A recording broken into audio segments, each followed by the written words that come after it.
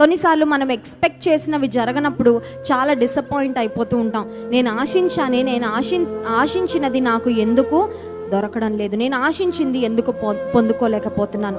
నీ ఎదుట ఉన్న ద్వారాన్ని దేవుడు మూస్తే దేవుడు మరి యొక్క శ్రేష్టమైన ద్వారాన్ని నీ కొరకు తెరుస్తాడు. హల్లెలూయా. అది నీ ఉద్యోగ విషయంలో అయినా, నీ వివాహ విషయంలో అయినా, నీ వ్యాపార విషయంలో అయినా, ఏ విషయంలో అయినప్పటికీ God will open a door for you. God will make a way for you. ఇంగ్లీష్లో ఒక అద్భుతమైన పాట ఉంది, God will make a way where there seems to be no way.